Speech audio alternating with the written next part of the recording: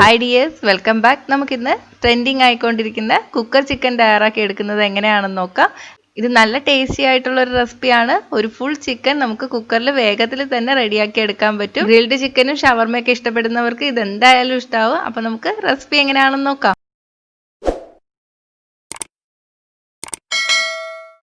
ആദ്യം നമുക്ക് ചിക്കനിൽ തേക്കാനുള്ള മസാല തയ്യാറാക്കി എടുക്കാം. ഞാനിവിടെ 2 ടേബിൾ സ്പൂൺ കാശ്മീരി മുളക് പൊടിയാണ് എടുത്തിരിക്കുന്നത്. കാശ്മീരി മുളക് പൊടി എടുത്താൽ കളർ നന്നായിട്ട് കിട്ടും, എരിവും കുറവായിരിക്കും. സാധാ മുളക് പൊടിയാണെങ്കിൽ 1 ടീസ്പൂണൊക്കെ മതിയാവും.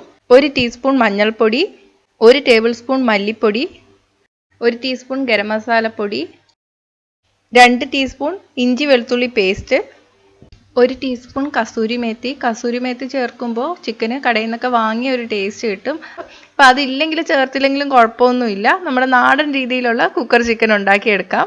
ഇനി ഇതിലോട്ട് നമുക്ക് കുറച്ച് എണ്ണയും കൂടെ ചേർത്തിട്ട് മിക്സ് ചെയ്തെടുക്കാം. എണ്ണയുടെ അളവ് ഞാൻ പറയണില്ല. മസാല നല്ല പേസ്റ്റ് രൂപത്തിലാകുന്ന വരെ എണ്ണ ചേർത്തിട്ട് കുഴച്ചെടുക്കുക. ഇതിലോട്ട് നമ്മൾ ഉപ്പ് ചേർത്തിട്ടില്ല. ആവശ്യത്തിന് ഉപ്പ് കൂടി ചേർത്ത് കൊടുക്കാം. ഉപ്പ് ആവശ്യത്തിന് കറക്റ്റായിട്ട് ചേർക്കണം, ഇല്ലെങ്കിൽ ചിക്കൻ വെന്ത് വരുമ്പോൾ ഉപ്പ് കാണില്ല, അപ്പോൾ ടേസ്റ്റും കാണില്ല. ഇനി നമുക്കിത് ചിക്കനിലോട്ട് തേച്ച് പിടിപ്പിക്കണം. ഞാനിവിടെ 1 കിലോ ഉള്ള ഫുൾ ചിക്കനാണ് എടുത്തിരിക്കുന്നത്. മസാല തേക്കുന്നതിന് മുന്നേ നമുക്ക് കത്തി കൊണ്ട് ഇതുപോലെ വരഞ്ഞു കൊടുക്കാം.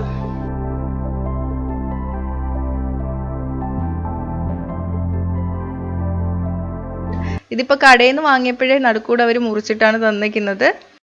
ഇങ്ങനെ മുറിച്ചെടുത്താൽ ഗുണമുണ്ട്, അകത്തും കൂടെ മസാല നല്ലപോലെ തേച്ച് പിടിപ്പിക്കാൻ പറ്റും. കാലുകളിലൊക്കെ വേണമെങ്കിൽ പപ്പടം കുത്തിയോ അല്ലെങ്കിൽ ടൂത്ത് പിക്കോ കൊണ്ടിട്ട് ഹോളുകളും ഇട്ട് കൊടുക്കാം. അപ്പം മസാല നന്നായിട്ട് ചിക്കൻ്റെ അകത്തോട്ട് ഇറങ്ങി ചെല്ലും.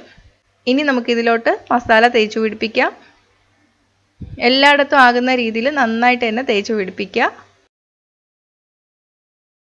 മസാല എല്ലായിടത്തും നന്നായിട്ട് തേച്ച് പിടിപ്പിച്ചിട്ടുണ്ട്. ഇനി നമുക്കിത് 1 മണിക്കൂർ മസാലയൊക്കെ പിടിച്ചു വരാൻ വേണ്ടിയിട്ട് മാറ്റി വയ്ക്കാം. ഇപ്പോൾ ഇതാ 1 മണിക്കൂർ കഴിഞ്ഞിട്ടുണ്ട്. ഇനി നമുക്കിത് ഒന്ന് കെട്ടിയെടുക്കണം. ഇങ്ങനെ ചിക്കൻ കെട്ടി വെച്ചാൽ വെന്ത് കഴിഞ്ഞാലും ഇതുപോലെ തന്നെ ചിക്കൻ ഇരിക്കും. അല്ലെങ്കിൽ നമ്മൾ എടുക്കുമ്പോൾ മുറിഞ്ഞു പോകാൻ ചാൻസ് ഉണ്ട്.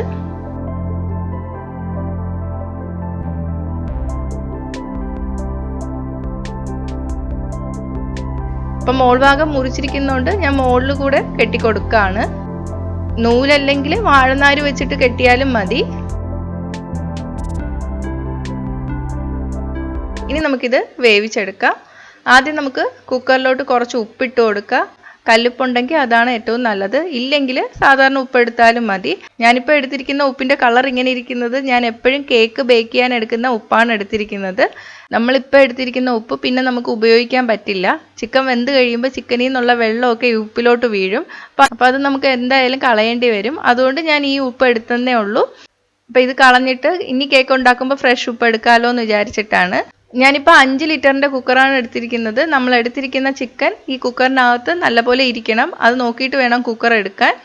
ഇനി നമുക്ക് ഈ കുക്കർ അടച്ചു വെച്ചിട്ട് 10 മിനിറ്റ് മീഡിയം ഫ്ലെയിമിൽ ഒന്ന് ഹീറ്റ് ചെയ്തെടുക്കാം. ഇതിൻ്റെ ഗ്യാസ്കറ്റ് വാഷർ മാറ്റിയിട്ടാണ് ഇത് അടച്ചു വയ്ക്കുന്നത്. ഇതിലോട്ട് നമ്മളിനി വെയിറ്റും ഇട്ട് കൊടുക്കണ്ട.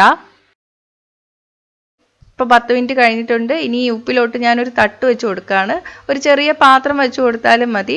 അങ്ങനെ വയ്ക്കുമ്പോൾ നമ്മൾ വയ്ക്കുന്ന ചിക്കൻ ഡയറക്റ്റ് ആയിട്ട് ഉപ്പിൽ തൊടില്ല. ഇനി ഇതിൻ്റെ മുകളിലോട്ട് ഞാനൊരു വാഴയില വെച്ച് കൊടുക്കുകയാണ്. ഇനി ചിക്കൻ ഇറക്കി വെച്ച് കൊടുക്കാം. ചിക്കൻ വയ്ക്കുമ്പോൾ ശ്രദ്ധിക്കുക, കുക്കർ നല്ല ചൂടായിട്ടാണ് കിടക്കുന്നത്, കൈയൊന്നും പൊള്ളരുത്. ഇനി ഇതിൻ്റെ മുകളിലോട്ട് കൂടി വാഴയില വെച്ച് കൊടുക്കാം. ഇങ്ങനെ വാഴയില വെച്ച് കൊടുക്കുമ്പോൾ പാത്രത്തിൻ്റെ സൈഡിലൊന്നും ചിക്കൻ ഡയറക്റ്റ് ആയിട്ട് തൊടാതിരിക്കാൻ വേണ്ടിയിട്ടാണ്. ഇനി ഇതിൻ്റെ അടപ്പ് വെച്ചിട്ട് അടയ്ക്കാം. ഇനി ഇത് അടച്ച് വെച്ചിട്ട് തീ മീഡിയത്തിൻ്റെ സിമ്മിൻ്റെ ഇടയ്ക്കോട്ട് ഇട്ട് കൊടുക്കുക. നല്ല തീയുള്ള അടുപ്പാണെങ്കിൽ സിമ്മിലിട്ടാൽ മതി.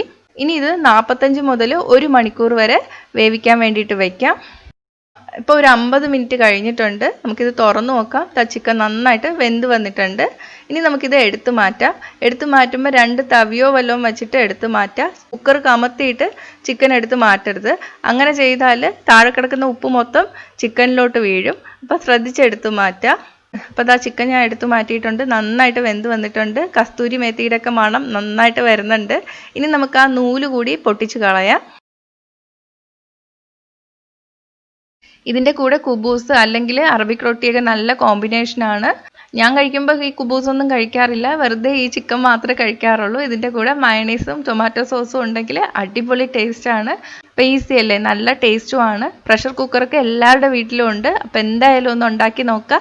ഉണ്ടാക്കി നോക്കിയിട്ട് നിങ്ങളുടെ അഭിപ്രായം കമൻറ്റ് ചെയ്യുക. ഇഷ്ടമായെങ്കിൽ ലൈക്കും ഷെയറും ചെയ്യുക, ഇഷ്ടപ്പെട്ടില്ലെങ്കിൽ ഡിസ്ലൈക്കും ചെയ്യുക. കൂടുതൽ റെസിപ്പികൾക്കായിട്ട് ചാനൽ ഇതുവരെ സബ്സ്ക്രൈബ് ചെയ്തിട്ടില്ലെങ്കിൽ സബ്സ്ക്രൈബ് ചെയ്യാൻ മറക്കല്ലേ.